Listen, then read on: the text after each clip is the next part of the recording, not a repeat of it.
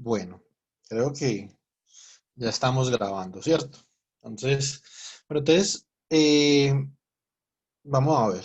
Las funciones de Green en mecánica cuántica esencialmente tienen, además de la propiedad de ser un propagador, tienen la propiedad de ser un valor esperado.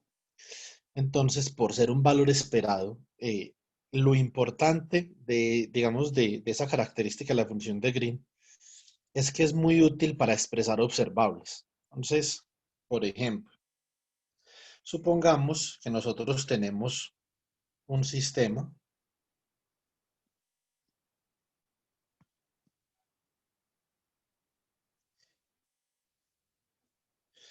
En este sistema tenemos un número de partículas n, llamémosla n alfa. El número de partículas nosotros vamos a ver en unos instantes que se puede expresar como un operador, ¿cierto? De alguna forma, este sistema en amarillo, entonces está en conexión en mecánica cuántica. Esto se llama un enlace débil. Lo que estoy dibujando acá se llama un enlace débil. Es cuando dos sistemas que tienen un número de partículas macroscópicamente largo o macroscópicamente grande, eh, están, digamos, o en proximidad o están conectados de alguna forma que permite que haya, por ejemplo, efecto túnel o que haya una hibridización entre las funciones de onda de las partículas que están en la frontera de cada subsistema, ¿cierto? Entonces acá vamos a decir que este subsistema tiene un número de partículas beta, ¿cierto? Entonces, nosotros podemos ver que el número de partículas típicamente en mecánica cuántica, después vamos a ver el operador n, se puede expresar como la suma sobre, por ejemplo, en el caso de fermiones, todos los vectores de onda y los espines de este término. Seca sigma daga, seca sigma, ¿cierto? Entonces, vamos a ver cómo estamos de audiencia para yo saber si procedo a hacer una cosa o sigo o continúo. Bueno, tenemos listo. Entonces, eh, vamos a proceder a explicar una cosita pequeña. Este elemento que yo acabo de escribir acá,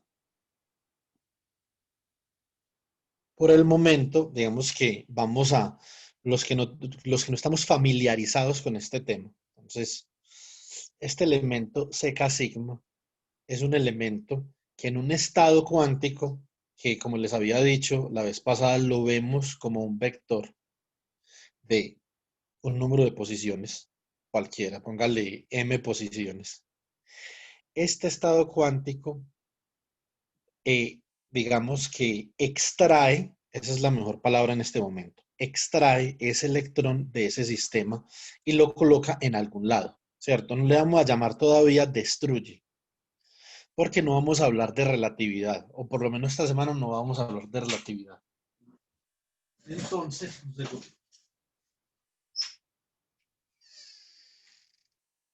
Entonces, este elemento seca sigma extrae el electrón de un sistema y lo ubica en otro sistema que no tiene una correpresentación en el sistema de interés, ¿cierto? Entonces, por ejemplo, en un espacio de Hilbert yo puedo tener una representación para este sistema alfa y en otro espacio de Hilbert yo puedo tener una representación para este sistema beta. En un espacio de Hilbert hibridizado puedo tener una representación para alfa y para beta. Y si ellos están hibridizados o están conectados de alguna forma, entonces en ese espacio de representación o los operadores en ese espacio de representación tienen unos elementos de matriz que representan esa hibridización. Ya el miércoles vamos a ver más claramente a lo que me refiero con esto. Entonces, este otro es un operador que de alguna forma extrae un electrón de algún sistema y lo ubica en el sistema que nosotros estamos estudiando, entonces como si estuviera creando un electrón en ese sistema. Este tipo de representación para la cantidad de partículas que tiene un sistema de fermiones, entonces, es muy usado para, por ejemplo, calcular la corriente de un sistema a otro. ¿Qué es la corriente en este caso? La corriente simplemente es el número de electrones que está perdiendo el sistema alfa y está ganando, por ejemplo, el sistema beta. O el número de electrones que está perdiendo el sistema beta y está ganando el sistema alfa. Entonces, en este caso, digamos, si hace natural poder pensar en la corriente como una derivada, ¿cierto? Entonces, déjame un segundo. Yo reviso. ¿Cómo?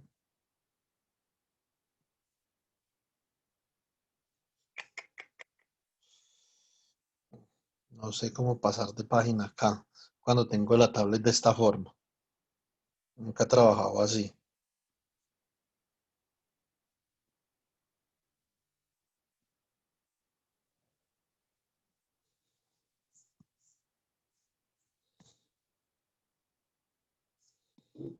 Listo. Entonces parece que es así. Entonces, si nosotros queremos saber cuántas partículas se están perdiendo o se están ganando en alguno de los dos subsistemas, entonces simplemente calculamos la derivada del operador número con respecto al tiempo, ¿cierto? Entonces, esto de alguna forma va a ser como un operador corriente. Entonces, si yo quiero obtener la corriente, entonces, ¿qué hago yo en mecánica cuántica? Cuando yo tengo un operador que representa un instrumento y quiero saber cuál es la medida de ese instrumento, entonces saco el valor esperado de ese operador, ¿cierto? Entonces, así, digámosle a esta, la corriente sub n. Entonces, la corriente realmente I sub n va a ser igual al valor esperado del operador corriente, y esto es igual al valor esperado del operador número con respecto al tiempo. Entonces acá vamos a recordar un poquito de mecánica cuántica, de la más básica, ¿cierto? Entonces, si nosotros tenemos un operador, tenemos tres representaciones o tres imágenes. ¿Quién nos colabora ahí con ese concepto? ¿Cuáles son las tres imágenes de la mecánica cuántica? Nos vamos a sacar a Feynman de ahí. Feynman aparte, ¿cuáles serían las tres imágenes de la mecánica cuántica? ¿Cuál es la primera? La imagen de Schrödinger, profe. Eso, entonces, Schrödinger. Muy bien. ¿Cómo es el estado en la imagen de Schrödinger? Cambia en el tiempo. Y ¿Cómo? los operadores, el estado cambia en el tiempo y los operadores son fijos. Muy bien. Entonces, el estado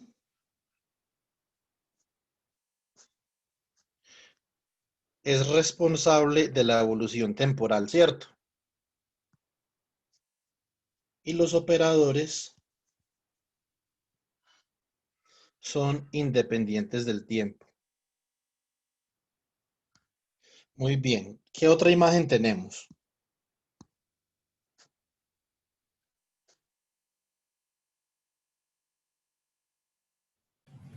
Heisenberg. Muy bien, tenemos la imagen de Heisenberg. Y ya vamos a mirar qué caracteriza la imagen de Heisenberg. Y una tercera imagen, ¿cuál es la tercera imagen en mecánica cuántica? Dirac. Muy bien, la imagen de Dirac.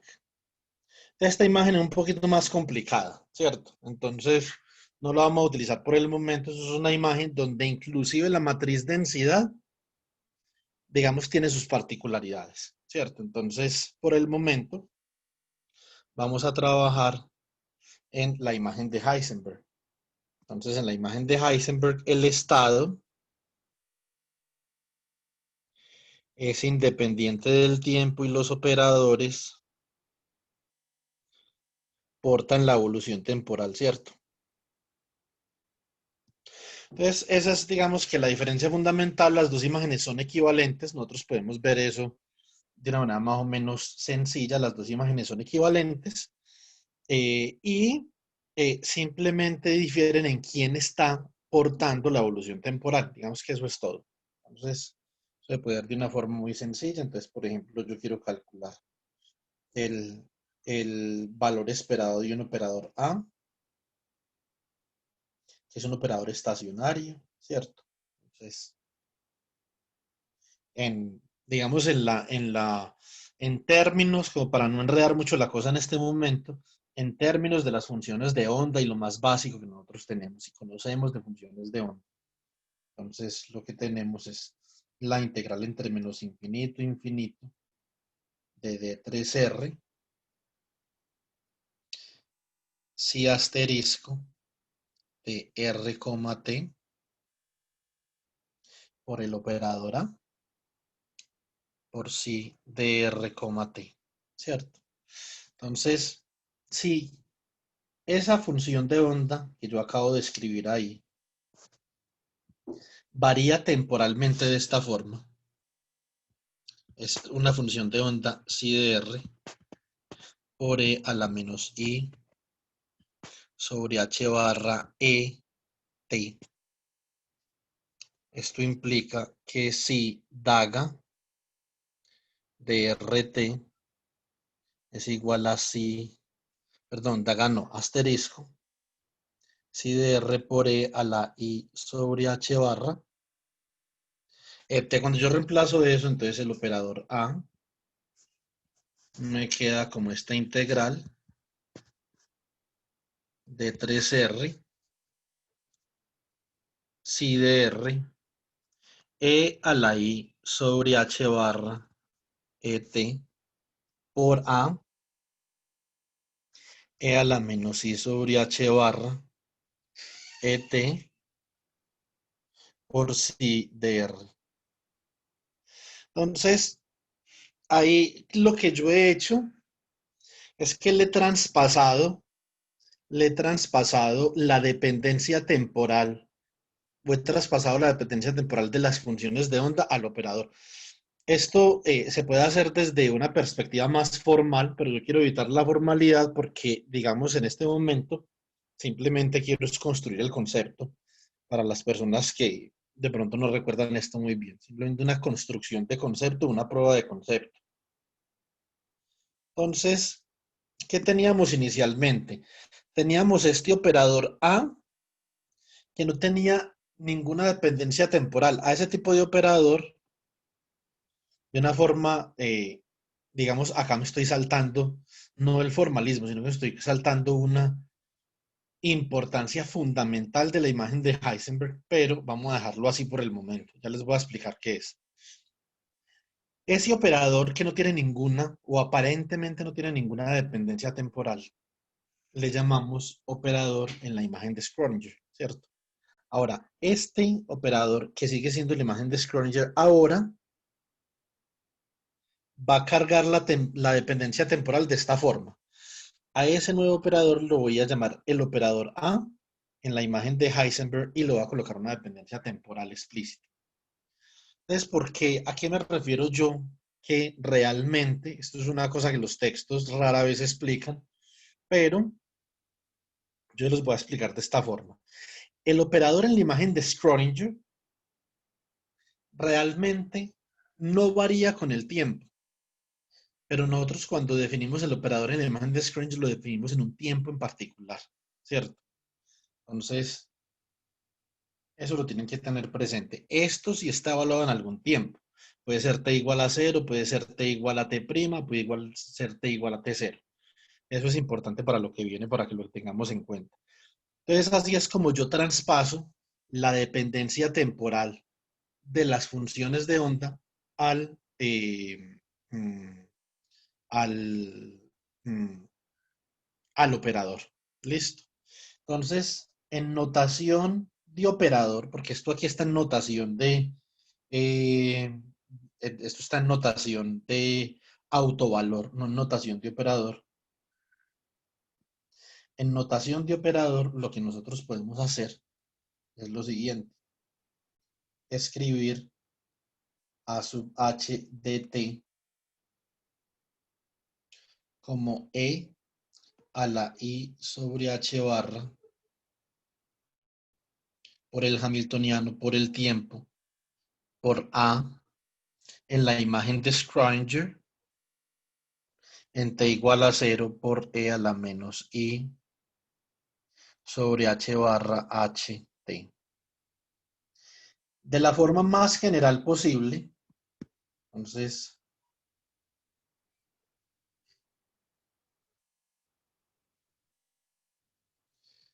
de la forma más general posible, a sub h de t, este operador en la imagen de Heisenberg, es realmente e a la i sobre h barra por h que multiplica a t menos t'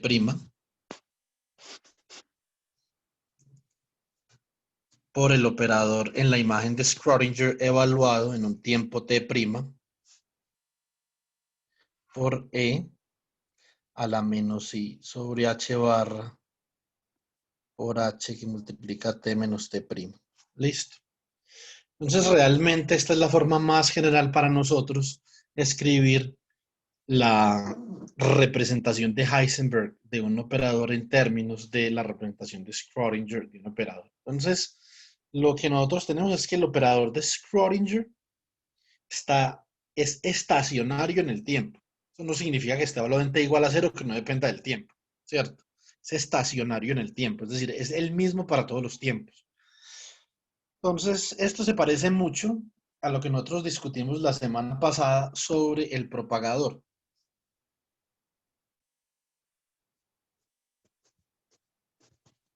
¿Qué era el propagador? Era una función de onda que en una posición x y en un instante de tiempo e era igual a la integral sobre dx del propagador g de x, t, x', t' por la función de onda en una posición x' en un tiempo t'. Entonces lo que está haciendo este propagador g es realmente que está transportando en el espacio-fase al estado o a la función de onda o al estado sobre una base específica, que en este caso es la base de posición, hasta una posición X en un tiempo T, ¿cierto? Entonces, realmente, eso es lo que está haciendo el propagador, eso es lo que hace el propagador en mecánica cuántica, y así es como nosotros debemos de ver la representación de Heisenberg. La representación de Heisenberg es realmente una representación en la que un operador en un tiempo cualquiera, donde sea, está siendo transportado en un espacio de estados a un tiempo t, ¿cierto? Entonces, mediante estos operadores que generan traslaciones en el tiempo. Entonces, ahora lo que nosotros queremos hacer en general es, queremos relacionar en este tipo de situaciones, cuando nosotros tengamos la derivada de un operador y su valor esperado, lo que queremos hacer es que queremos relacionar esto con el hamiltoniano. Porque a nosotros lo que nos caracteriza el sistema realmente es el hamiltoniano. Entonces, ¿cómo hacemos para, digamos, establecer una relación entre los operadores y el hamiltoniano? Vamos a hacer una cosa. Con esta ecuación que nosotros tenemos acá, vamos a proceder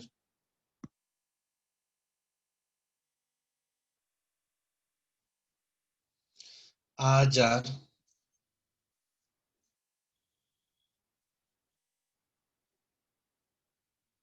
la ecuación de movimiento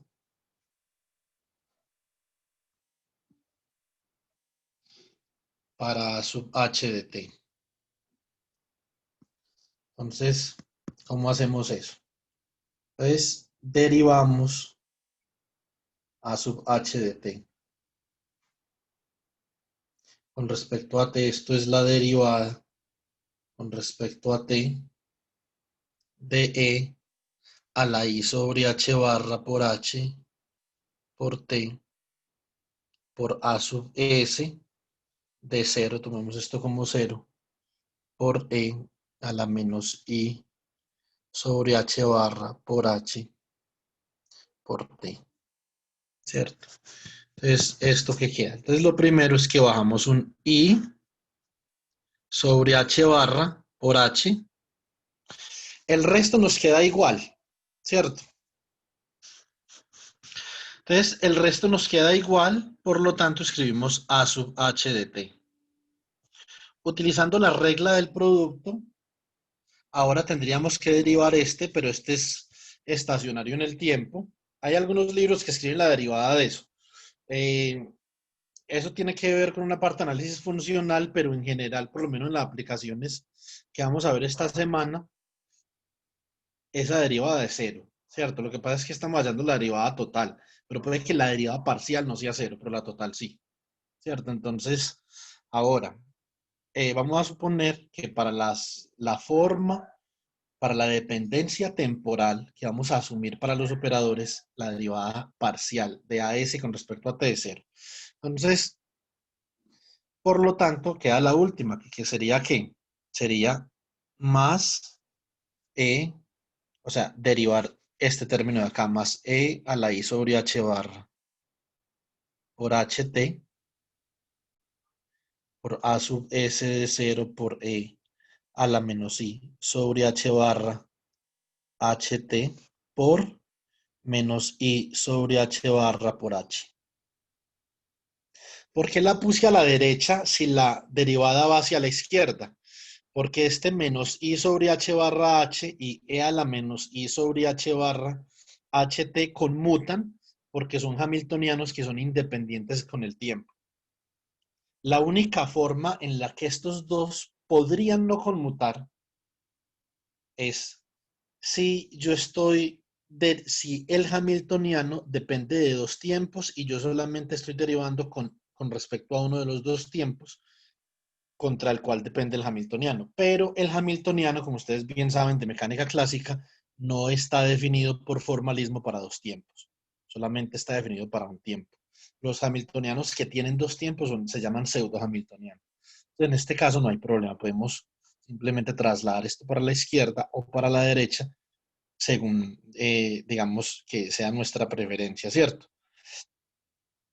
Lo único es que este hamiltoniano puede no conmutar con este A sub S, entonces hasta ahí llegamos. Entonces, este término de acá es A sub H de t. Por lo tanto, esto es igual a I sobre H barra, que multiplica a H por A sub H de t, menos A sub H de t por H, ¿cierto?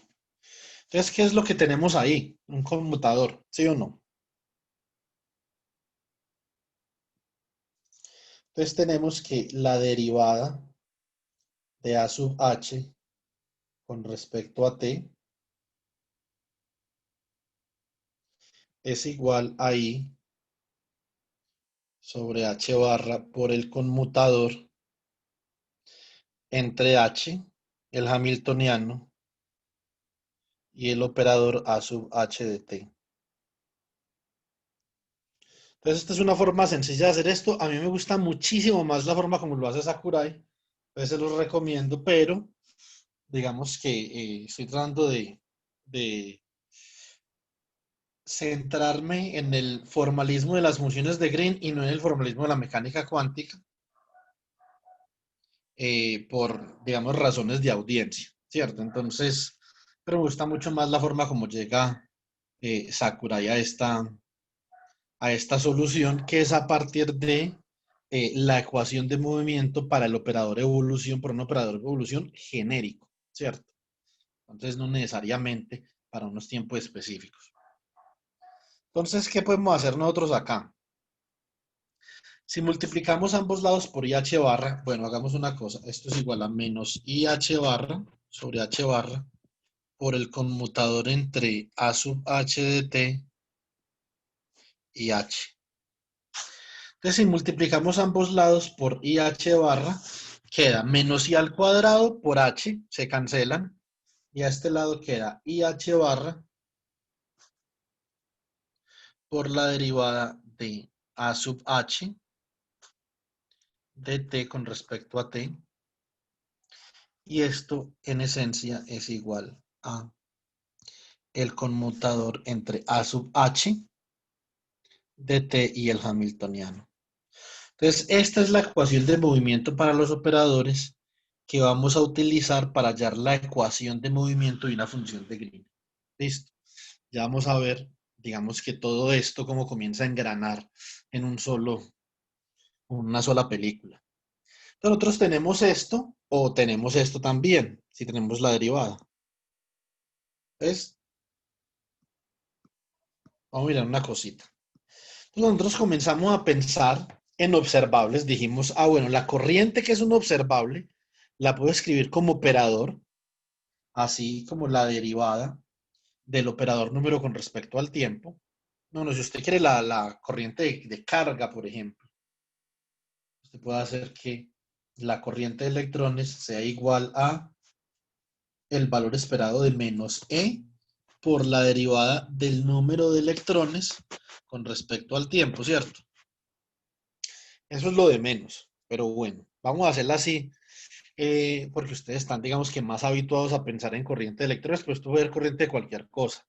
O sea, puede ser corriente de fotones, corriente de bosones, ¿cierto? Si usted, por ejemplo, tiene un condensado de Bose-Einstein y tiene, digamos que una trampa magneto-óptica para un condensado de Bose-Einstein, y en una parte de la trampa tiene un tipo de, por ejemplo, tiene unos bosones con spin 1 y en el otro lado de la trampa tiene unos bosones con spin menos 1. ¿Sí o no? Entonces usted también puede definir una corriente de un potencial. El potencial es un lado de la trampa. Entonces definimos un potencial como un lado de la trampa y el otro potencial como el otro lado de la trampa. Entonces, entre los dos potenciales usted puede tener un efecto túnel de bosones con spin 1 haciendo efecto túnel al potencial que atrapa los bosones con spin menos 1. Y eso también es una corriente. Es decir, las corrientes que usted puede definir en mecánica cuántica son genéricas. Pueden ser corrientes hasta de probabilidad. Pues ahora, con esto, yo voy a utilizar la ecuación de movimiento de Heisenberg para este operador n. Vamos a hacer una cosa ahí.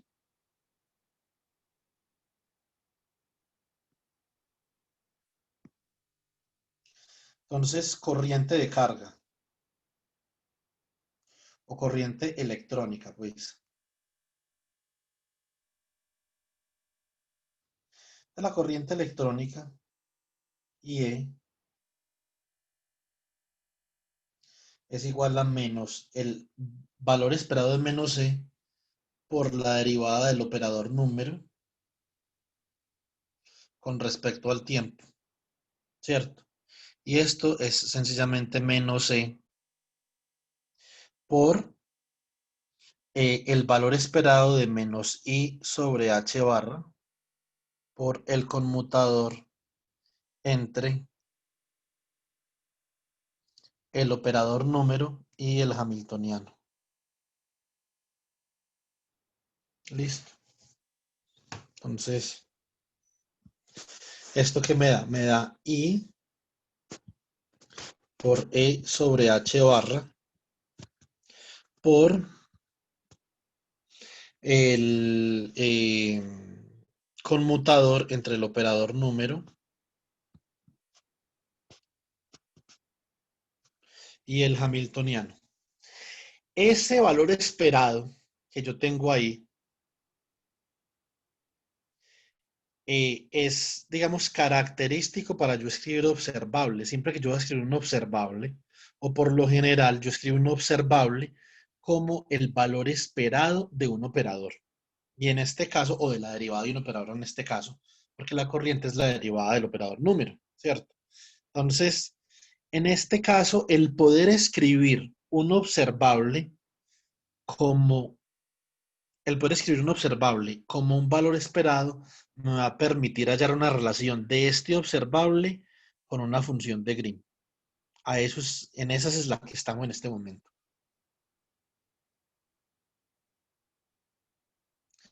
Listo, entonces eh, con, vamos a seguir con esta dinámica para mirar a ver en qué es que se parecen esos dos, el observable y la función de Green, o cómo podemos, digamos, hallar una relación entre los dos.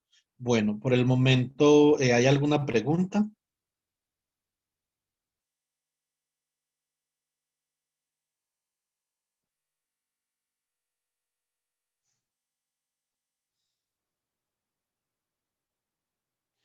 Bueno,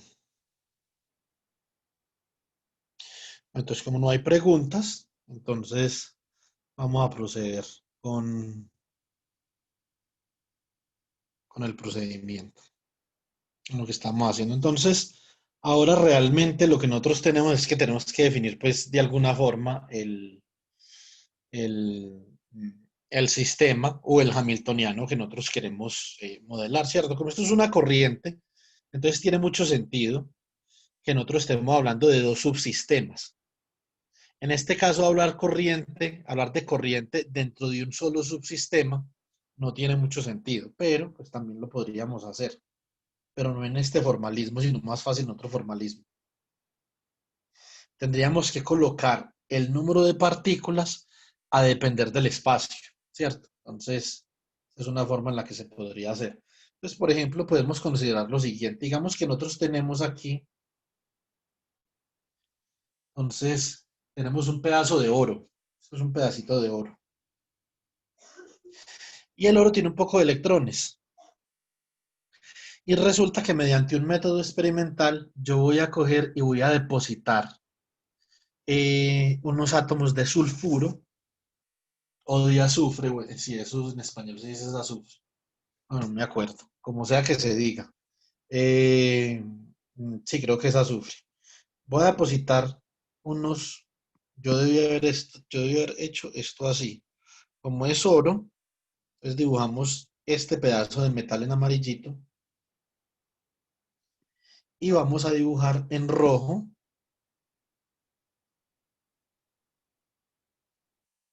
unos átomos de azufre. Entonces, ¿por qué este procedimiento experimental? Este procedimiento experimental se debe a que el azufre y el oro tienen energías muy compatibles para formar enlaces. Entonces, después lo que yo voy a hacer es que a partir de estos átomos de azufre que yo tengo aquí, voy a colocar alguna otra cosa, cualquier cosa que sea nanoscópicamente pequeña, ¿cierto? Entonces puede ser, por ejemplo, una hoja de grafeno, ¿cierto? Entonces podría ser una hoja de grafeno.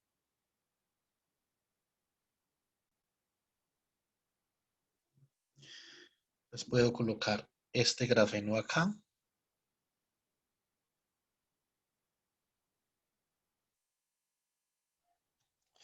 ¿cierto?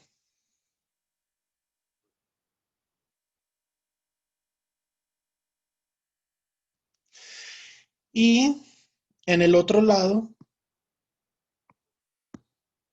puedo colocar los otros átomos de azufre. Esto se puede hacer mediante varios procedimientos experimentales. Y ligo esos átomos con otro electrodo de oro. El oro es muy usado en estos dispositivos de electrónica molecular o de nanoelectrónica. Entonces ahora, según lo que nosotros teníamos en mente, ¿qué es realmente lo que nosotros estamos modelando? Entonces vamos a escribirlo con un hamiltoniano. Y si de pronto en algún punto ustedes se van enredando con la notación, entonces por favor abren el micrófono y me van diciendo que esto de pronto para algunas personas puede ser un poquito enrevesado. Entonces vamos a escribir hamiltoniano. Como este es un oro periódico, esto es una, digamos, esto tiene aquí un gran inconveniente porque realmente esto no es un sistema periódico, ¿cierto? Entonces, pero vamos a asumirlo que el oro es tan absolutamente grande comparado con el grafeno que nosotros podemos asociar como número cuántico el quasimomentum a los estados de los electrones dentro del oro. Eso tiene algunos inconvenientes, más que todo computacionales, pero por el momento, digamos que vamos a trabajar con esa suposición. Yo no sé si el profesor Iván de pronto se ha cruzado con uno de estos problemas modelando transporte. Es en el oro. Vamos a asumir que el oro tiene un número de onda, un vector de onda K y un spin sigma. Listo. Y vamos a asumir que este otro de acá tiene un vector de onda Q y un spin sigma. Listo. Entonces, esto es la suma sobre K sigma de K sigma, que es la estructura de bandas del oro, K sigma daga por CK sigma, más la suma sobre Q sigma de EQ sigma,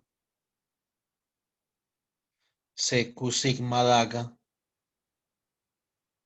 CQ sigma. Bueno, en general esto tendría que ser prima, pero después, debido a las interacciones, vamos a ver que los dos son iguales. Entonces, estos son los dos hamiltonianos que caracterizan cada electrodo de oro. Lo único que realmente distingue que eso es oro de otras cosas es este parámetro EQ sigma y EK sigma, que es la estructura de bandas del oro. Listo. Ahora vamos a hacer otra cosa. Vamos a suponer que ese grafeno que nosotros tenemos ahí es un superátomo con un poco de niveles. Eh, digamos que eso no tiene ningún inconveniente desde que uno sepa cuál es la energía de cada nivel, ¿cierto? Entonces, como eso es un problema que es irresoluble desde el punto de vista analítico, entonces lo que nosotros hacemos es que escogemos simplemente un número finito de niveles y ya. Entonces vamos a suponer que este grafeno, después de que nosotros cuando está en aislamiento, nosotros lo diagonalizamos, hallamos las autoenergías del grafeno, que el grafeno no periódico, listo, no periódico, es decir, simplemente 6 átomos no periódicos, eso es importante. Y esos 6 átomos los caracterizamos como un solo átomo de un poco de niveles, E1, E2, E3, EN, M. Listo. Entonces, ¿cuál es el papel? Ese es otro parámetro del hamiltoniano. Esas autoenergías de ese átomo aislado que yo estoy colocando en la mitad. Listo. Entonces, ¿cuál es el papel de esos atomitos rojos que yo tengo ahí? Hibridizar la estructura de bandas del oro con cada una de esas autoenergías del grafeno. ¿Sí o no? Esto es un pelín avanzado, pero este es un muy buen ejemplo para entender realmente por qué es que debemos saber funciones de Green si nosotros, digamos, queremos solucionar un problema importante en mecánica cuántica de más de un cuerpo, hay que saber funciones de Green. Entonces, esto es un buen problema para eso. Pues para esto decimos que ya tenemos el hamiltoniano de eh, el oro izquierdo del oro derecho, ahora vamos a escribir el hamiltoniano de el grafeno, así como lo tenemos diagonalizado tal cual. Listo, recuerden, no es periódico, eso es importante. Entonces, esto sería la suma sobre m sigma de E sub m sigma D sub m sigma daga D sub m sigma. ¿Qué es lo que yo estoy diciendo aquí en lo que yo estoy diciendo aquí en este caso? Quitémosle este sigma prima de una vez porque esto nos va a generar ahorita problemas por una cosa. Dejémoslo simplemente con la misma etiqueta del spin que tiene el otro oro. Lo que estoy diciendo acá es que usted tiene que pagar una energía E sub m sigma para usted extraer o para usted depositar un electrón en el nivel emésimo de ese átomo que está representando el grafeno. Listo. Entonces, dm sigma digamos que extrae un electrón del nivel de energía E sub m con spin sigma. Y D sub m sigma daga deposita un electrón sobre ese nivel de energía en m con spin sigma. ¿Qué es lo que nos falta? Nos falta la hibridización entre el oro y el grafeno. Sin esa hibridización, si el oro pierde partículas, no las podría ganar el grafeno. Tiene que haber una hibridización. Entonces, esto es la suma desde, o sea, M, K y sigma, ¿cierto? Entonces, esto va a ser lo mismo para Q. O sea, esto puede ser Q o K. Listo. Entonces, ¿qué es? Escribimos un parámetro de hibridización V sub M, K sigma, ¿cierto? Y ese parámetro, digamos que está representando la energía de hibridización entre los dos subsistemas, por lo tanto representa la amplitud de probabilidad para usted crear un electrón o para usted depositar un electrón en el electrodo de oro habiéndolo extraído del grafeno. Listo. Y esto más el Hermitian conjugate. Entonces, realmente este es el hamiltoniano que me representa este tipo de sistemas. Estos son dispositivos nanoelectrónicos, son muy interesantes de estudiar, tienen muchas aplicaciones, pero sobre todo, digamos que mi interés en este tipo de dispositivos es la microscopía, no el dispositivo como tal, sino hacer microscopía sobre muestras depositadas sobre electrodos de oro, de platino, de cualquier cosa. Entonces yo lo que hago con esto es que hago microscopía. Ustedes lo pueden leer en mi libro, que ya creo que se los mandé a algunos, más no hago dispositivos nanoelectrónicos. Ese no es el interés mío en este aspecto. Entonces ahora, ¿qué vamos a hacer? Vamos a elaborar un poquito con la corriente, ¿cierto? Y vamos a decir lo siguiente. La corriente si ustedes calculan, si ustedes, digamos, introducen este hamiltoniano aquí en este conmutador, sabiendo que n es la suma sobre k sigma de c k sigma daga c k sigma. Ahora, otra salvedad que me tengo que hacer es que esta corriente es para uno de los electrodos. O sea, esta no es la corriente total, es para uno de los electrodos. Eso es importante. Esta corriente que estoy calculando es, por ejemplo, a ver, ¿qué color utilizamos aquí? Que no hayamos utilizado. Utilicemos este que es como naranja. La corriente de electrones que va del oro al grafeno acá, entonces la voy a llamar, por ejemplo, I sub E super alfa. Y esta corriente que viene de este oro al grafeno por el lado derecho la voy a llamar I sub E super beta. Listo. Cuando yo digamos que introduzco este Hamilton, no voy a hacer este cálculo porque este cálculo es bastante largo, se nos irían todas las 2 horas en este cálculo. Entonces, cuando yo introduzco este Hamiltoniano en el conmutador que estoy calculando, entonces me queda corriente sub E super alfa, me queda como algo así. Me queda algo igual a I por E sobre H barra, este factor ya lo teníamos, sumatoria sobre K sigma M, ¿cierto? Me queda V, que es una constante, por lo tanto la puedo sacar del valor esperado porque es una constante, es decir, no es un operador, ¿cierto? Entonces esto me queda acá, V sub K sigma M de T, porque en general depende del tiempo, por C sub K sigma daga de T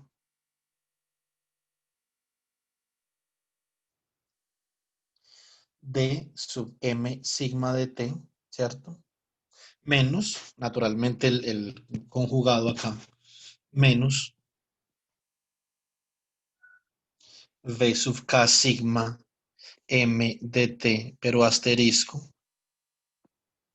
por el valor esperado de D sub M sigma daga de T por C sub K sigma de T. Entonces, ustedes lo que pueden ver acá es que esa corriente nos quedó en términos de esos valores esperados de ese producto de operadores, pero en el mismo tiempo, ¿cierto? Entonces, eso es, digamos que una característica especial de las corrientes con respecto a los propagadores. Ahora, si yo defino dos funciones de Green, o estas funciones de Green yo las defino de esta forma, yo puedo definir. Recuerden que les conté que en mecánica cuántica habían un mundo de funciones de Green, no solo una, sino un poco. No solo la retardada y la avanzada, sino un poco, ¿cierto? Entonces acá voy a definir dos que me van a servir para expresar esta corriente. G menor que en inglés es lesser de M K sigma. Entonces va a ser igual a de T, T', por ejemplo. Entonces va a ser igual a I sobre H barra por el valor esperado de C sub K sigma daga de T por D. Espera un momentico, no, T' K, porque esto va al revés porque es lesser. Es que esto es un enredo, eso se los explico ahorita. Entonces, por dm sigma de T. Y G lesser, yo cambio aquí el orden de las cosas, entonces ahora esto es G lesser K sigma M de T, T', ¿cierto? Entonces, esto en este caso sería igual a I sobre H barra por el valor esperado de dm sigma daga de T' por C sub K sigma de T. Con esas dos funciones de Green que yo acabo de definir ahí, entonces que son dos propagadores para los cuales debe haber una ecuación para poderlos determinar, ¿cierto? Entonces que a eso es a lo que nos vamos a dedicar esta semana, a saber cómo determinamos estas vainas. Entonces, esencialmente, yo puedo escribir la corriente de esta forma. La corriente es igual. Corriente super alfa de electrones es igual a la carga del electrón por la suma sobre K sigma M B sub K sigma M de T por la función de Green G lesser M K sigma lesser de T, T. Es decir, esto evaluado en el mismo tiempo. Es un propagador en el mismo tiempo. Esto es importante anotarlo acá. Menos V sub K sigma M asterisco de T por G lesser de K sigma M de T, T. Esa es la expresión para la corriente. Entonces, cuando nosotros tenemos esos valores esperados sobre operadores, nos queda muy cómodo escribir observables en términos de funciones de Green. Esa es, digamos que una de las grandes ventajas de trabajar con funciones de Green. Casi cualquier observable en mecánica cuántica puede escribir en términos de la función de Green, por no decir que todos. Lo que pasa es que yo no me sé toda la mecánica cuántica de todas las partículas de memoria, ¿cierto? Entonces, pues, no podría asegurar eso con semejante impunidad. Pero, en general, nosotros podemos escribir los observables en términos de funciones de Green así. O si tenemos más de una partícula y usamos teoría perturbativa, en términos de productos de funciones de Green, así, ¿cierto? Entonces, en esencia, digamos, eso es lo que tenemos para las funciones de Green. Esa es la importancia de la función de Green. Pero ahorita nos queda una pregunta. Nosotros ya acabamos de hablar de cómo hallar un operador. ¿Sabemos cómo hallar un operador? Si tenemos el hamiltoniano con la ecuación de movimiento de Heisenberg, ¿cierto? Entonces, fácil ahí la cosa, no tiene tanto complique. Ahora, ¿cómo hacemos para hallar una función de Green si tenemos el Hamiltoniano? Esa es la gran pregunta. Pues acá lo que nosotros acabamos de definir fue simplemente por el ejemplo contextual que les estoy dando, definimos G-lesser y G-lesser. Esas G-lesser no las vamos a volver a ver en este curso, porque esas G-lesser y G-lesser son funciones de Green de una teoría avanzada, ¿cierto? Es una teoría de campo avanzada, ¿cierto? No es, porque la corriente, lo que implica corriente, o lo que implica movimiento de cosas en la escala nanoscópica o mesoscópica, digamos, implica un nivel de teoría de un nivel bastante elevado. O sea, sobrepasa con creces el nivel de materias de una maestría, ¿cierto?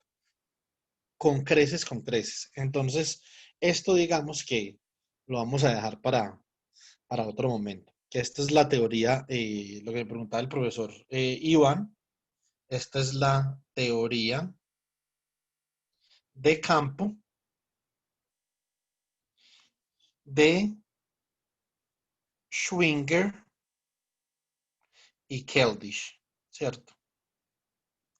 Son funciones de Green de Keldysh, o unas de las tantas que hay, ¿cierto? Entonces, esto lo dejamos para otra sesión, no esta semana, naturalmente. Entonces, pero sí de pronto en el curso, de pronto no, seguro en el curso de enero vamos a ver funciones de Green de Keldysh. Y vamos a hacer cálculos de corrientes, y vamos a graficar corrientes y eso. Y vamos a ver por qué se requiere tanto nivel de conocimiento para poder hacer solo un cálculo con estas vainas, ¿cierto? Entonces, ahora vamos a bajar un poco el nivel y vamos a definir los diferentes estadios en los que nosotros trabajamos con funciones de Green o con propagadores. ¿Cuáles son esos estadios? Entonces,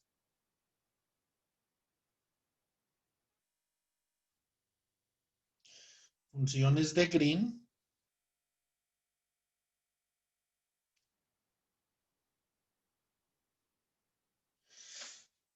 en diferentes realizaciones canónicas.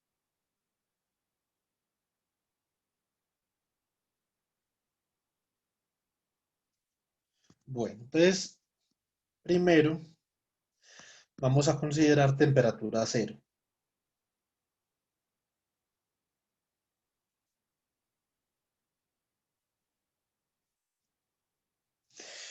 Cuando nosotros hablamos del valor esperado de algo, como estábamos hablando ahorita, por ejemplo, este valor esperado de esto, que simplemente acá nos salimos por la tangente porque no lo calculamos, simplemente dijimos que es una función de Green.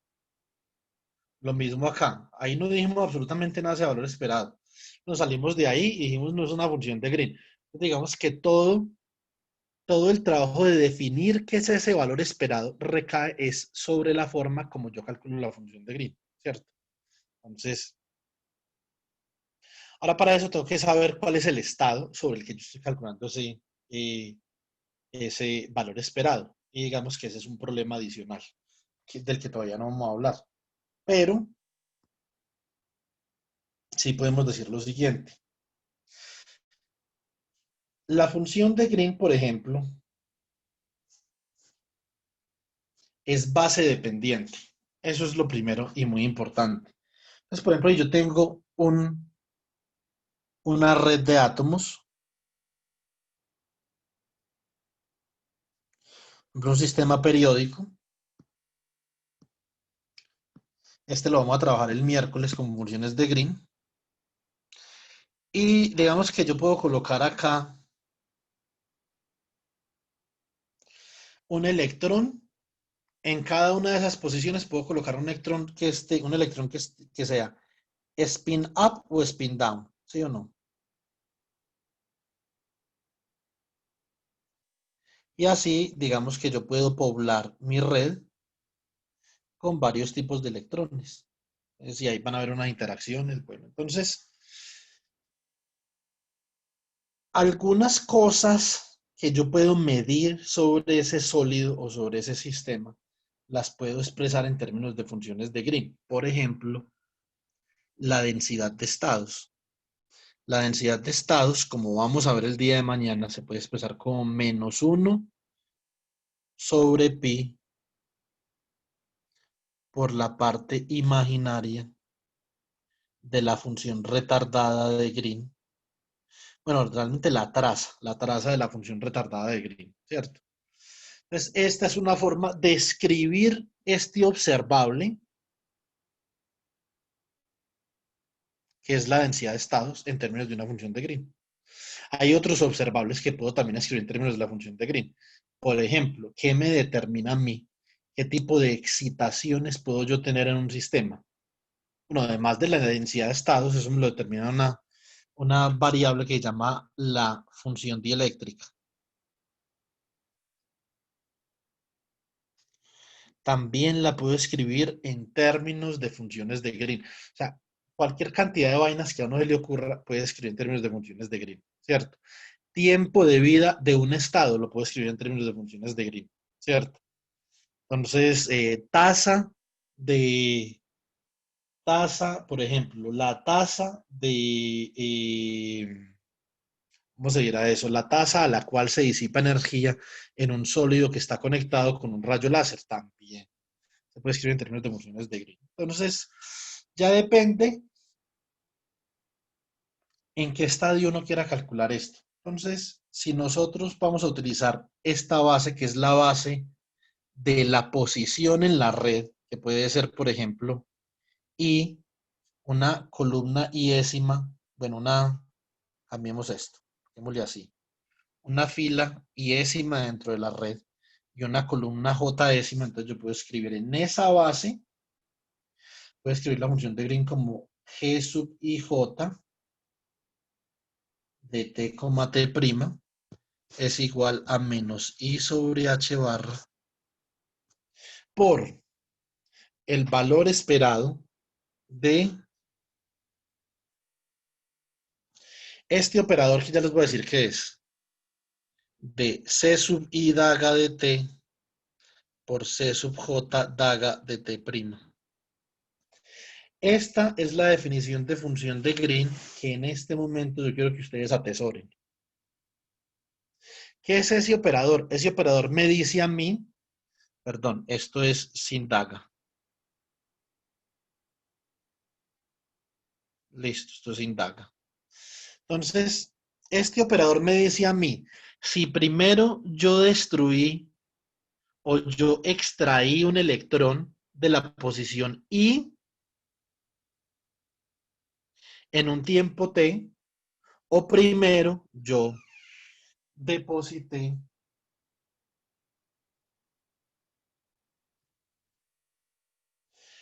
Bueno, me estaban corrigiendo el español por acá. Ustedes dicen que es extraje, pero yo, pues para el español soy como medio ñuco, entonces no estoy seguro. Entonces, este operador T me dice a mí si primero yo extraje un electrón de la posición I en un tiempo T o primero yo deposité un electrón en la posición J en el tiempo T'. Y eso en mecánica cuántica es importante por el problema de medida, ¿cierto? Entonces, bueno, cuando yo ya tengo una definición de la función de Green, necesito preguntarme dos cosas. ¿Ese valor esperado qué es? Ese valor esperado es diferente si yo tengo temperatura cero a si tengo temperatura diferente de cero. No vamos a hablar de el estadio de no equilibrio, pero eso es un tercer estadio que uno tiene que considerar. Cuando usted no puede definir apropiadamente la temperatura de un sistema, entonces digamos que esta vaina se complica grandemente, ¿cierto? Entonces, pero supongamos que o es a temperatura cero o a temperatura finita. Entonces, lo primero, hay que definir quién es ese valor esperado, cómo lo voy a calcular. Nosotros vamos a ver que cuando estemos en temperatura diferente de cero, ese valor esperado, el valor esperado de un operador a una temperatura dada por beta igual a 1 sobre K sub B por T, es igual a 1 sobre la función de partición del sistema, ¿cierto? Por la traza del operador por E a la menos beta por el hamiltoniano. Así es como se calcula ese valor esperado en temperatura cero. Y entonces los listillos Por ahí una vez me salió un listillo que me dice, entonces a temperatura cero, perdona, esto a temperatura diferente de cero. Un listillo me dijo una vez, entonces a temperatura cero simplemente tomamos beta como más infinito y ya. No, eso no es así tampoco, ¿cierto? Entonces, pero digamos que esto es una cosa en la que podemos pensar. Ahora, lo otro en lo que nosotros debemos de pensar es, una vez tenemos ya la definición, supongamos que ya sabemos qué hacer con ese valor esperado. Una vez tenemos la definición de la función de Green, tenemos que hallar alguna forma de relacionar la función de Green con el hamiltoniano del sistema para poder determinarla. Porque si la función de Green es un propagador y el hamiltoniano es el generador de traslaciones, entonces la función de Green de alguna forma ha de estar relacionada con el hamiltoniano, ¿cierto? Vamos a ver cómo hacemos eso. Ese es el próximo paso.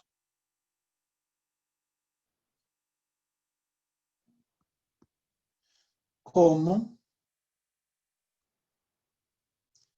determinar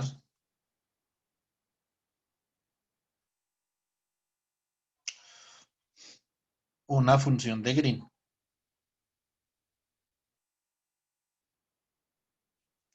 En este caso, esa función de Green que acabamos de escribir allá, es bueno que ustedes escriban esta nomenclatura.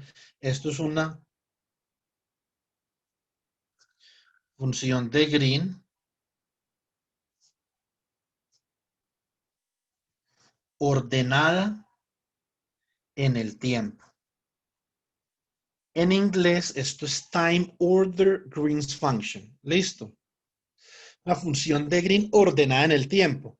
Para el caso de temperatura cero o de equilibrio, tenemos otras dos funciones de Green. Tenemos que por eso yo les insistí tanto que las clases, las últimas clases, tratáramos de preguntar y de tratar de absorber lo que estábamos discutiendo. Las otras dos funciones de Green que se utilizan mucho acá son retarded and advanced Green's function. Eso de retarded suena como feo, pero así es como se dice. Bueno, ¿cómo son? G retarded o advanced y J de TT' es igual a menos más I sobre H barra teta de, a ver, más menos T menos más T'. Los primeros signos corresponden a la función retardada y los segundos a la función avanzada por el valor absoluto de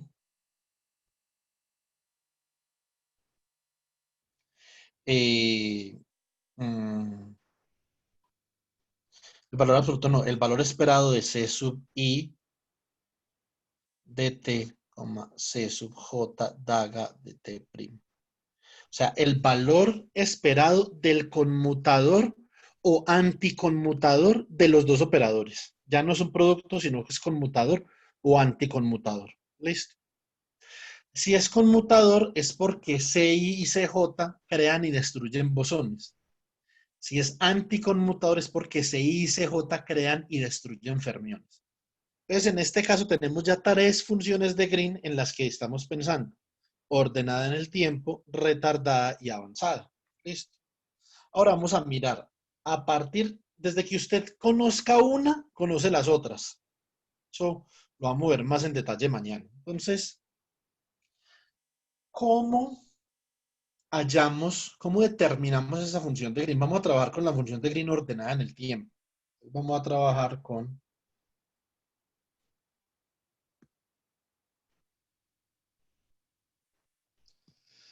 time order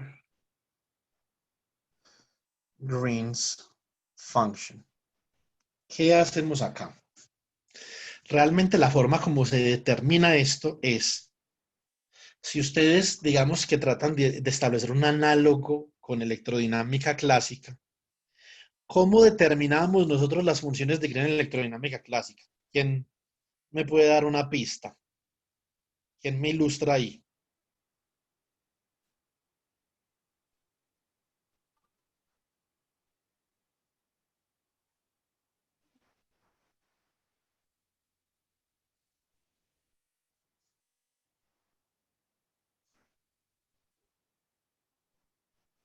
No han pasado ni 4 días y ya se le olvidó. A ver, ni que era 3 días.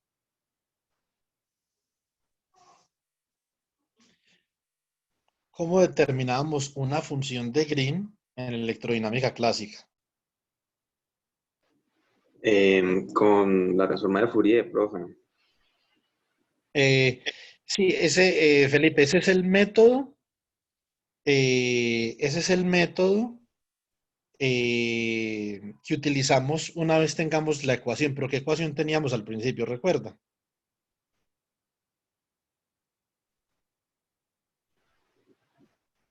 La ecuación de movimiento. Exactamente, muy bien, Felipe. La ecuación de movimiento. Y eso es precisamente lo que también había dicho aparentemente el doctor Harbin, que estudiando la respuesta a un delta luego con la transformada de Fourier. Bueno, la respuesta a un delta es en esencia una ecuación de movimiento que, digamos, no la tenemos aquí tan obvia, sino que hay que llegar a ella, ¿cierto? Entonces, bueno, el profesor Iván, dice que, ¿qué significa que el grafeno no sea periódico? No significa tanto, simplemente si el grafeno no es periódico, Iván, usted no puede asociar una estructura de bandas a un material que no sea periódico, que de hecho, no sé si llamarle material o no. Entonces, la palabra material significa el arreglo de materia que tenga alguna utilidad.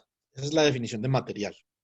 Ahora, sólido es un arreglo, o por lo menos un sólido no amorfo, es un arreglo periódico de átomos, ¿cierto? Entonces, si usted no tiene un arreglo periódico, profesor Iván, lo que sucede es que usted no puede asociar una estructura de bandas a ese material.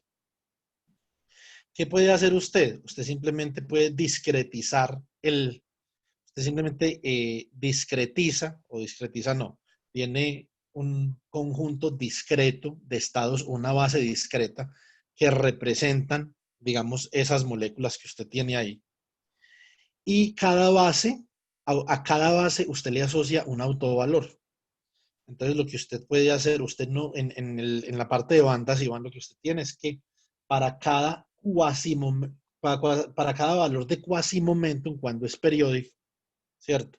Usted tiene un autovalor. Y así es como se construye una banda. Si no es periódico, entonces usted simplemente tiene un autovalor. No hay cuasimomento, ¿cierto? El cuasimomento es una consecuencia de la periodicidad. Entonces, en este caso simplemente tenemos 6 átomos de carbono.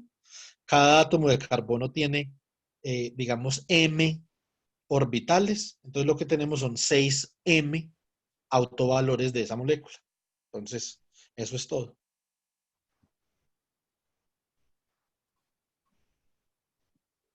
Bueno, entonces, listo. Bueno, entonces continuamos. Ahora, entonces, como bien dice Felipe y Harbin, entonces tenemos que hacer una ecuación de movimiento para esa función de Green. Entonces, escribimos la función de Green. Ojo que esta función de Green, acá la estamos escribiendo en una base. Después la podemos escribir en una base diferente, ¿cierto? Podemos escribir en una base continua. Por ejemplo, acá tenemos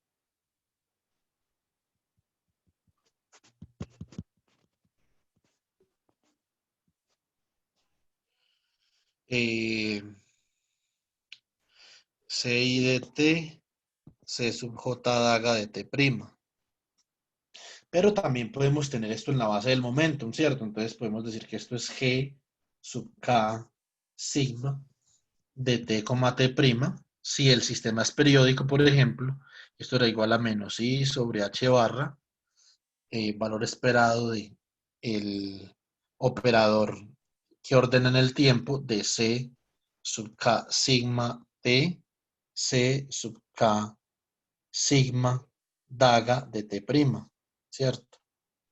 Puede tener diferentes momentos, puede tener K y K', dependiendo de varias cosas, ¿cierto? Tiene tiene algunas interacciones que permiten intercambio de energía o no, cómo lo permiten, si permiten intercambio de momentum simplemente en la dirección o también en la magnitud. Bueno, eso depende de varias cosas, ¿cierto? Entonces, pero uno puede tener la función de Green escrita en diferentes bases. Entonces, en este momento, vamos a trabajar con esa base en la posición en la red, esa base IJ. ¿Qué vamos a hacer? Bueno, lo que vamos a hacer es que vamos a sacar la derivada de esta función de Green con respecto a uno de los dos tiempos. Eso es importante, no con respecto a los dos, sino una sola derivada con respecto a un solo tiempo. ¿Eso qué significa? Vamos a hacer esto en otra hojita. Eso significa que la derivada de G sub IJ de T, T' con respecto a T es en esencia igual a la derivada con respecto a T de menos I sobre H barra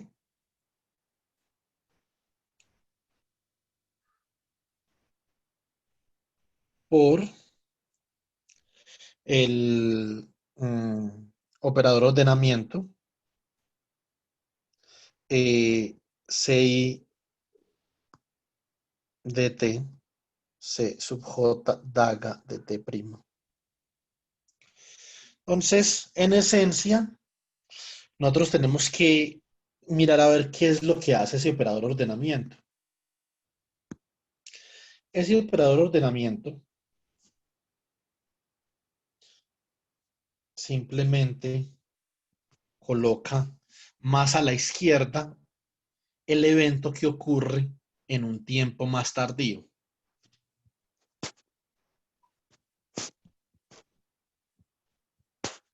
Entonces, esto sería, por ejemplo, CI de T, CJ daga de T' por teta de T menos T'. Ojo acá. Más, menos, C sub J daga de T' por C sub I de T por teta de T' menos T. Por eso, precisamente, es que esta función se define como se define. Por ese operador de allá. Listo. Entonces, por ese operador de ordenamiento en el tiempo. Entonces, ahora con este operador, así como nosotros lo tenemos de ordenamiento en el tiempo, podemos calcular esta derivada. Simplemente reemplazamos esto que acabamos de obtener acá, lo reemplazamos acá adentro de este valor esperado, bueno, como sea. De todas formas, no podemos sacar nada del valor esperado porque son operadores, ¿cierto?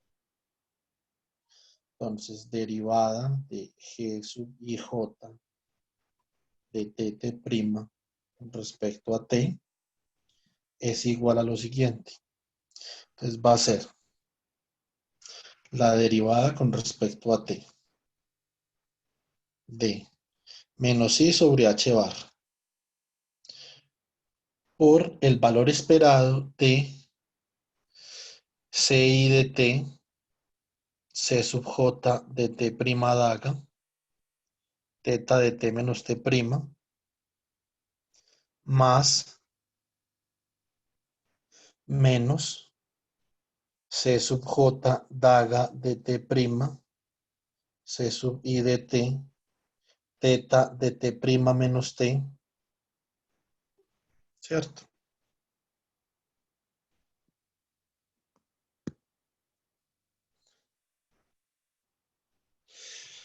Entonces, ¿qué tenemos aquí? Tenemos una regla de producto, porque hay, ¿qué depende de T? Esto depende de T y esto de acá, pero ese C sub J no depende de T, depende de T prima. Y este depende de T, este de acá, entonces tenemos que ir a la regla del producto. ¿Esto qué es? Esto es igual a menos I sobre H barra por el valor esperado de C sub I punto de T, esa es la derivada de C sub I, por C sub J daga de T prima, teta de T menos T prima, más menos C sub J daga de T prima, C sub I punto de T por teta de T prima menos T. ¿Qué acabamos de hacer ahí? Bueno, esencialmente lo que nosotros acabamos de hacer ahí no es otra cosa, ¿cierto? Que derivar las C sub i's y dejar constante las tetas de T menos T prima y teta de T prima menos T. Ahora, pues en la segunda línea vamos a dejar constante la C sub i de T y vamos a derivar las funciones escalón. Entonces, nos queda menos I sobre H barra por C sub I de T C sub J daga de T prima. ¿Cuál es la derivada de teta menos T prima? Es un delta de T menos T prima. Más menos C sub J daga de T prima por un C sub I de T por un menos delta de T menos T prima. ¿Cierto? Entonces, observen una cosa. El término de la línea de arriba es esencialmente un término que está ordenando a CI punto y a CJ daga, ¿cierto? Entonces, en tiempo está IT primo. O sea que está ordenando estos dos operadores en el tiempo. Entonces, podemos escribir igual a menos I sobre H barra por el valor esperado de T, el operador de ordenamiento en el tiempo, por la derivada de C sub I de T con respecto a T por C sub J daga de T prima. Eso es en esencia lo que nosotros tenemos en la primera línea. En la segunda línea, lo que nosotros tenemos es tenemos dos deltas, ¿cierto? Entonces tenemos ahí dos deltas. Este menos de acá va a convertir esto de acá en un menos más. ¿Sí o no? Esencialmente. Entonces, podemos escribir así. Es decir, que esto es menos I sobre H barra por el valor esperado de C sub I de T, C sub J daga de T prima menos más C sub J daga de T prima, C sub I de T por delta de T menos T prima. Entonces, ustedes pueden notar que lo que nosotros tenemos adentro de ese valor esperado es realmente algo conocido. Es un conmutador o un anticonmutador, dependiendo si son, como nosotros cuando estamos ordenando en el tiempo colocamos ese signo para bosones y para fermiones, pues realmente esto de aquí es o el conmutador entre CI de T y CJ daga de T prima para bosones o el anticonmutador entre CI de T y CJ daga de T prima para fermiones. Bueno, Entonces, teniendo esto en cuenta, nosotros podemos reescribir la ecuación de movimiento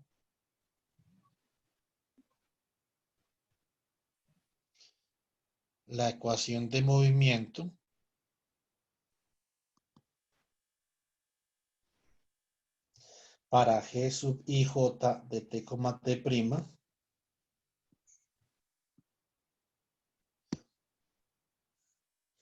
la escribimos así, derivada de G sub IJ de T'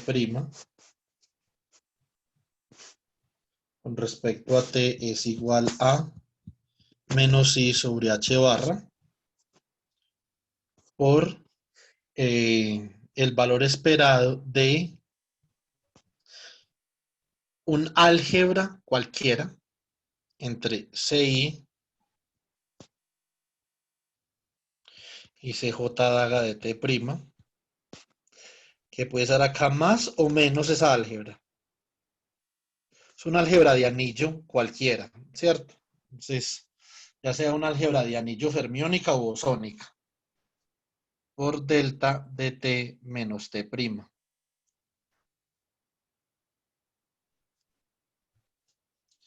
menos I sobre H barra por el valor esperado de el ordenamiento en el tiempo entre la derivada temporal del operador CI por el operador CJ daga evaluado en T'. Entonces es la ecuación de movimiento, esta es una ecuación de movimiento muy genérica, ¿cierto? Esto es muy genérico para cualquier problema que nosotros queramos resolver. O sea, aquí de hecho no hemos hecho casi, digamos que ninguna suposición acerca de nada. Esto, de todas formas, a lo que vamos a llegar se complica para determinados casos. Yo a Jalil y a Felipe ya les expliqué esto hace un par de semanas, pero es para hacerlo más general. Esto va a haber un conmutador por ahí, ¿cierto? Y va a haber un conmutador por ahí y esto se termina de complicar a lo bestia cuando tenemos más de una partícula. Entre esas razones, porque el conmutador sencillamente no cierra, no acaba de cerrar. Nosotros queremos que el conmutador cierre y el conmutador no acaba de cerrar cuando hay más de una partícula en el Hamiltoniano. ¿Listo? Entonces, ese digamos que es un inconveniente. Ahora, ¿qué podemos hacer para terminar, digamos, de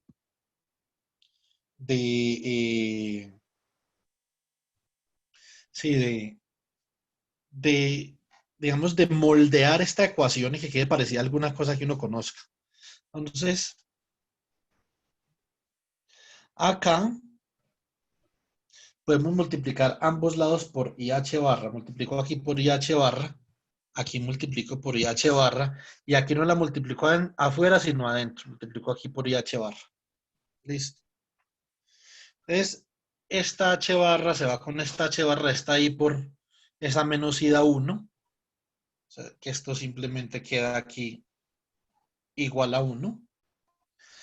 Y IH barra por la derivada con respecto al tiempo de un operador, habíamos visto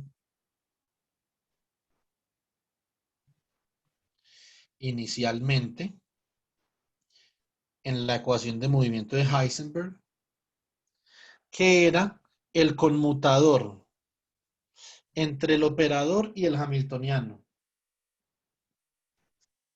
Entonces, por lo tanto, este término de acá, ese IH barra, por eso, simplemente es el conmutador entre CI de T y el hamiltoniano. Por lo tanto, vamos a decir ecuación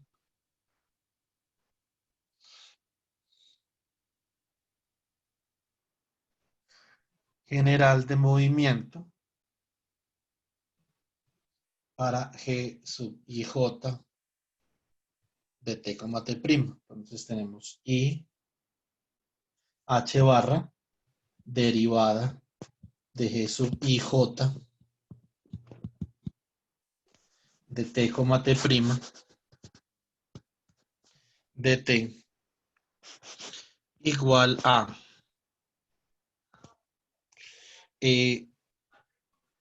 CI y CJ o su conmutador o anticonmutador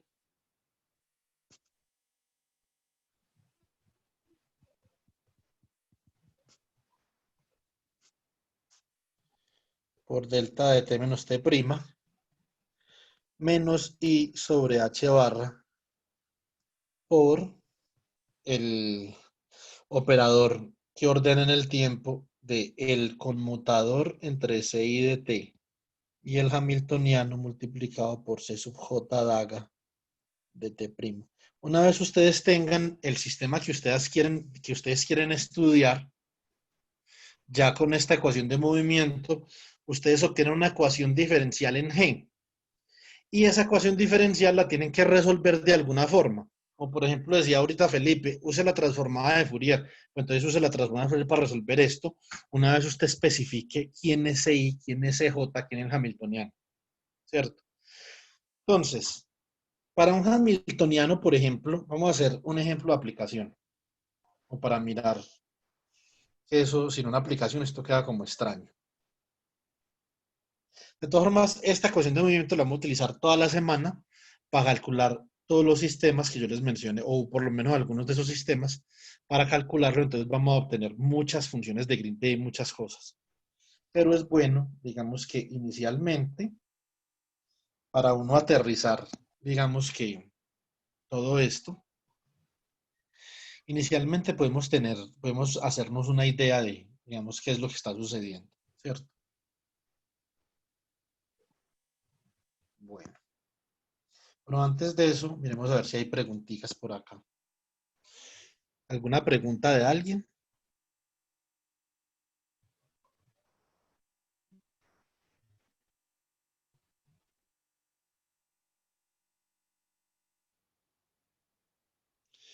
Bueno, entonces, si no hay preguntas, eh, digamos que podemos proseguir.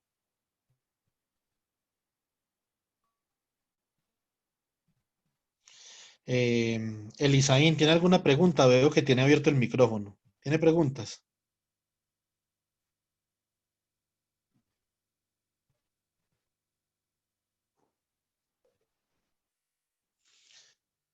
Bueno, si tenía pregunta no la escuché. La puede escribir por el chat.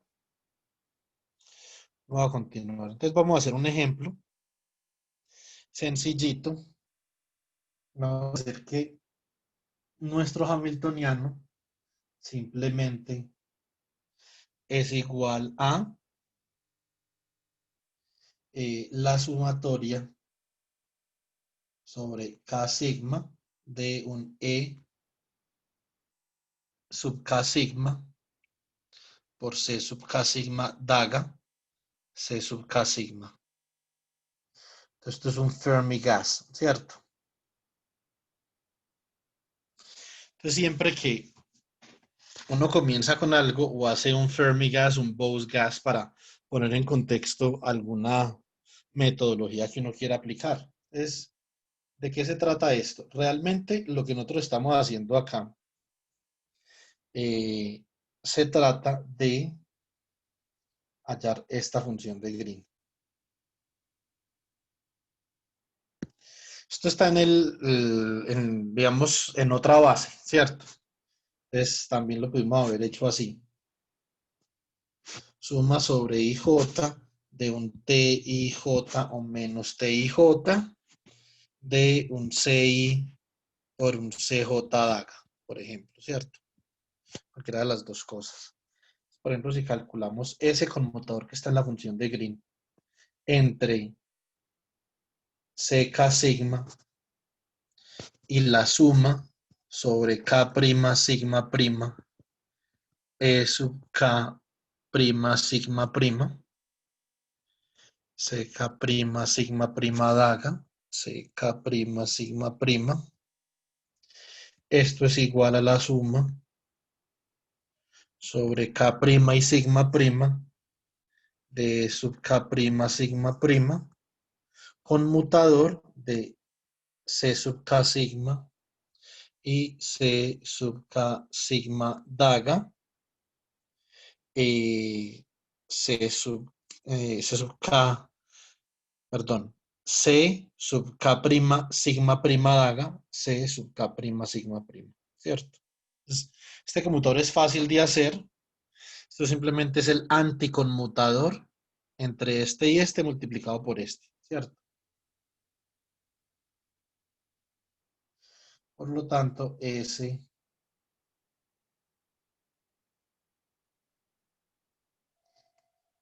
término es la suma sobre K prima sigma prima, E sub K prima sigma prima, el anticonmutador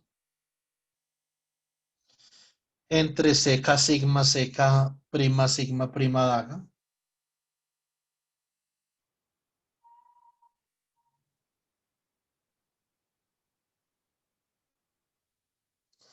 por C sub K sigma, ¿cierto? Entonces, y esto es simplemente delta de K, K prima, delta sigma sigma prima. Por lo tanto, esto es la suma sobre K prima sigma prima y sub K prima sigma prima. C, a ver, esto es K prima sigma prima acá, o sea, C sub K prima sigma prima, delta de K, K prima, delta sigma sigma prima. Si implemento los dos deltas, esto me da E sub K sigma, C sub K sigma. Ese es el resultado de ese conmutador. Entonces, si yo hubiera calculado la ecuación de movimiento por función de Green en esa base, ¿qué me hubiera dado a mí? Me hubiera dado lo siguiente, que la derivada de G sub K sigma de T, T' con respecto a T era igual a el valor esperado del anticonmutador entre C sub K sigma y C sub K sigma daga por delta de T menos T' menos I sobre H barra por el valor ordenado en el tiempo, el operador ordenador en el tiempo de ese, el conmutador entre C sub K sigma y el hamiltoniano por C sub K sigma de T' daga. Y esto da E sub K sigma, C sub K sigma. Por lo tanto, esto da 1, ese anticonmutador da 1. Entonces esto lo escribimos como delta de T menos T', a ver, más E sub K sigma, que multiplica a menos I sobre H barra, valor esperado de el operador de ordenamiento en el tiempo de C sub K sigma de T, C sub K sigma daga de T'. Y en esencia, esto que tenemos acá es esta misma función de Green de acá. O sea, esto es G sub K sigma de T, T', ¿cierto? Por lo tanto, tenemos que, creo que aquí nos faltó IH barra, eso. Pues IH barra, derivada de G sub K sigma de T, T', de T es igual a E sub K sigma por G sub K sigma de T, T', más delta de T menos T', ¿cierto? Entonces, aquí lo que tenemos es IH barra derivada con respecto a T menos E sub K sigma actuando sobre la función de Green igual a delta de T menos T'. Esto es un problema de autofunciones ahora para una partícula libre que es completamente conocido para nosotros desde el trasfondo de la mecánica clásica, ¿sí o no? O de la electrodinámica clásica. Un problema de autofunciones donde tenemos un operador actuando sobre una función de Green igual a un delta de t menos t'. ¿Cierto? Entonces, realmente en el caso, digamos, nosotros particularizamos para una partícula libre, entonces estamos obteniendo de vuelta el caso que teníamos en electrodinámica clásica. Entonces, la pregunta es, si no es un hamiltoniano de una partícula libre, entonces, ¿cómo se ve el problema de autofunciones para la función de Green? Pues digamos que eso es ya un problema un poquito más complicado. De todas maneras, lo vamos a hacer esta semana, pero lo que yo les puedo, digamos, anticipar es que no es de esta misma forma. Ya en mecánica cuántica, este problema, digamos, pseudo trivial que nosotros teníamos en el caso de electrodinámica clásica, ya se comienza a complicar, digamos, se le comienzan a añadir unos niveles, no digamos de dificultad, pero se le comienzan a añadir niveles de complejidad física, pues, ¿cierto? Entonces acá sería esto igual a delta t menos t' más otra cosa a la derecha, pero igual lo podemos evolucionar sin ningún problema. O sea, esto nosotros tenemos acá, podemos hacer lo mismo que hacíamos con la transformada de Fourier, ¿cierto? Entonces, si nosotros multiplicamos en ambos lados, por ejemplo, entonces tenemos IH barra derivada con respecto a T, ¿cierto? Menos la energía, que en el tiempo una constante, por G sub K sigma. Esto es una cosa que me olvidó decirles ahorita y esto en este tipo de programas que vamos a solucionar es importante. Nosotros nos tenemos que preguntar cómo es la dependencia de, de G con respecto a T y a T'. Ahora, como nosotros vamos a hacer un poquito de teorema de Nether en mecánica cuántica. Entonces, como nosotros no tenemos aquí, esto es una partícula libre, no hay ninguna interacción que esté rompiendo la invarianza traslacional en el tiempo, ¿cierto? El Hamilton no tiene ninguna interacción que esté rompiendo la simetría. Por lo tanto, como esto es igual a un delta de t menos t', nosotros debemos de esperar que esta función de Green acá va a ser una función de Green que va a depender de t menos t'. Esto porque es importante, solamente en ese caso se puede utilizar la transformada de Fourier. Si no, hay que resolver esta ecuación diferencial que tenemos acá, sabrá Dios cómo, ¿cierto? Entonces, eso es importante. Esto es G sub K sigma de T menos T' por E a la I omega T, ¿cierto? Entonces, perdón, a la menos I omega T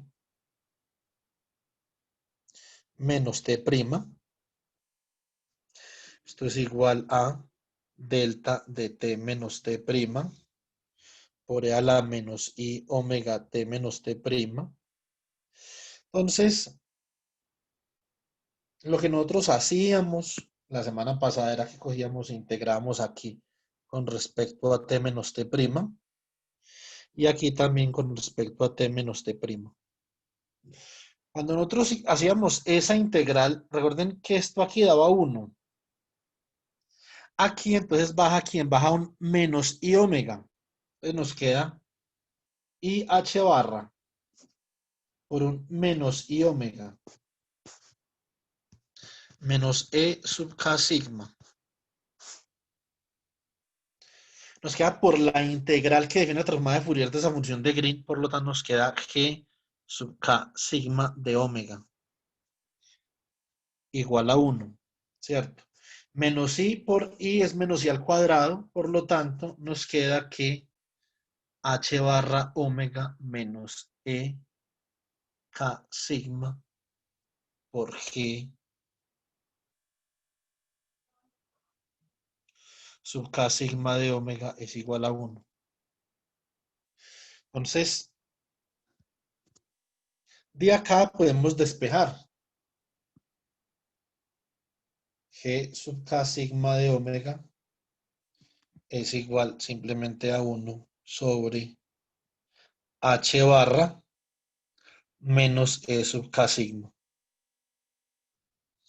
¿Cierto? Entonces, esa es la función de Green para una partícula libre, para un fermión.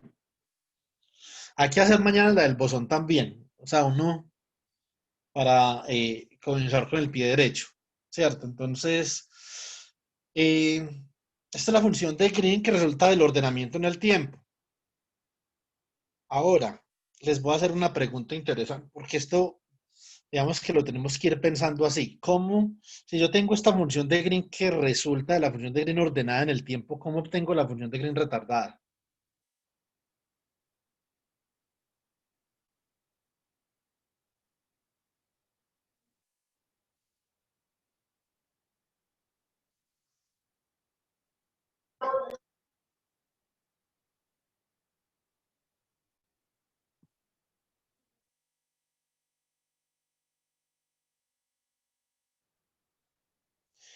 Función de Green retardada a partir de la función de Green para la partícula libre que acabamos de calcular.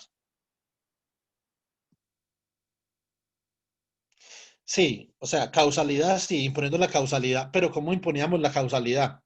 ¿Qué transformación hacíamos?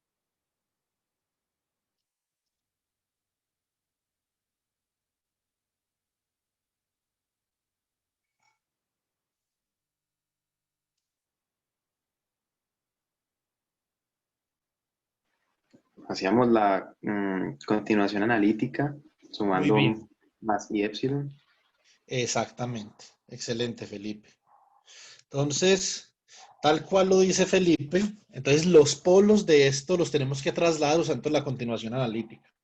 Por lo tanto, G retardada sigma de omega es igual a G de K sigma de omega más un I por un delta, ¿cierto? Entonces, esto es igual a 1 sobre H barra omega menos E sub K sigma más, ¿más qué? Más I H barra, pero H barra es pequeño, o pequeño o es una escala característica del problema, ¿cierto? Entonces, podemos dejar delta más I delta. Entonces, la función de Green, ahora si fuera avanzada sería con un menos acá, ¿cierto? Entonces, si coloco avanzada sería con un menos por acá.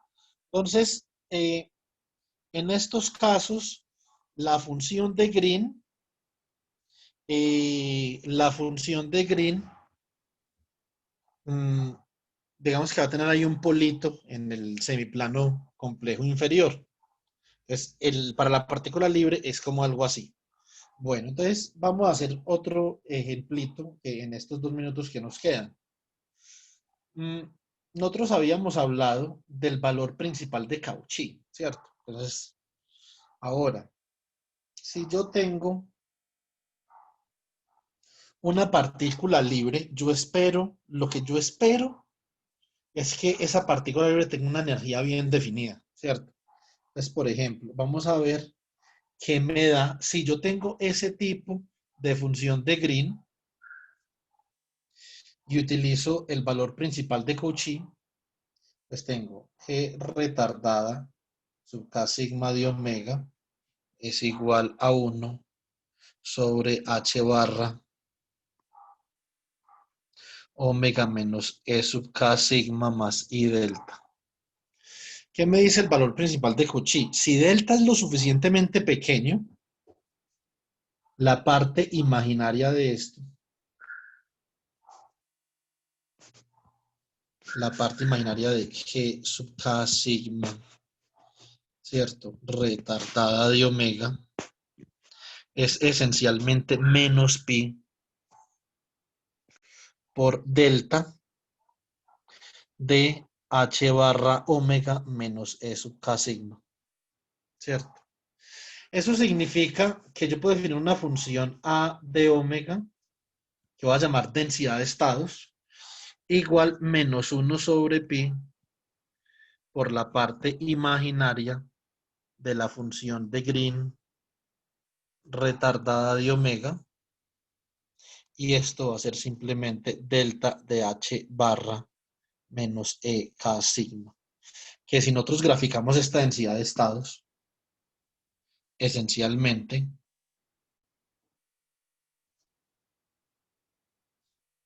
en H barra omega, simplemente nos da un pulso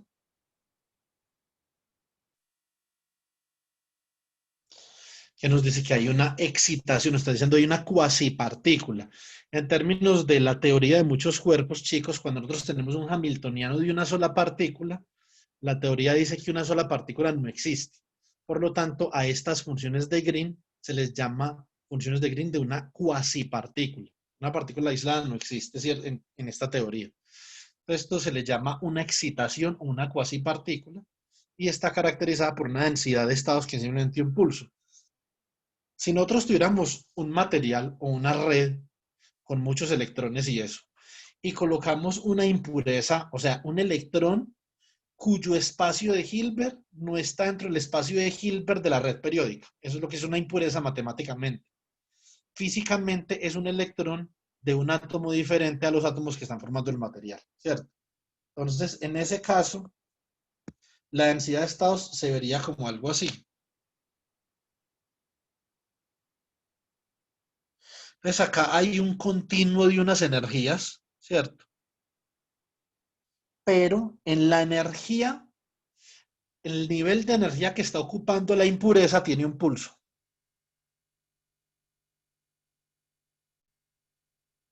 Entonces, que eso es esencialmente un A de omega, que puede ser como una F de omega más un delta de omega menos omega cero, ¿cierto? Entonces, este tipo, esta es una característica de una cuasipartícula y esta es una característica de la densidad de estados de un material periódico. Entonces, todo esto lo podemos obtener mediante funciones de Green. Se nos fue el tiempo y no podemos hablar del oscilador armónico.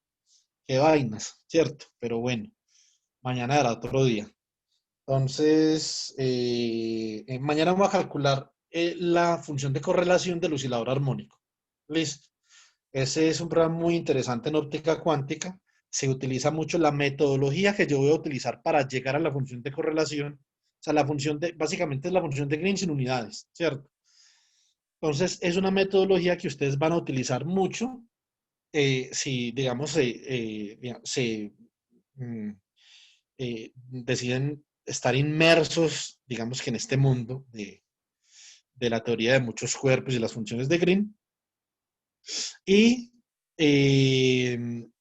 se utilizan muchas metodologías importantes para simplificar la función. Entonces yo creo que va a ser una experiencia interesante que vamos a hacer ese cálculo mañana, ¿cierto? Y después, cuando hagamos el cálculo del modelo de Havard, que Felipe y Jalil ya lo hicieron conmigo, entonces, pero lo volvemos a hacer, lo combinamos el modelo de Havard con una molécula que está vibrando y miramos a ver a la, a la estructura de estados típica del modelo de Havard que le hace una molécula vibratoria, ¿cierto? Y eso es lo mismo que le hace un fotón. Y usted tiene un átomo con dos electrones que están interactuando mediante una energía U y llega un fotón, ese fotón le hace algo. Otra cosa que vamos a discutir es cuando nosotros tenemos la necesidad de utilizar la cuantización del campo y cuando lo podemos hacer clásico. Entonces, yo creo que algunos de ustedes tienen, digamos que alguna noción sobre esta pregunta que podemos responder. Entonces, en este momento vamos a terminar la grabación y ya quedamos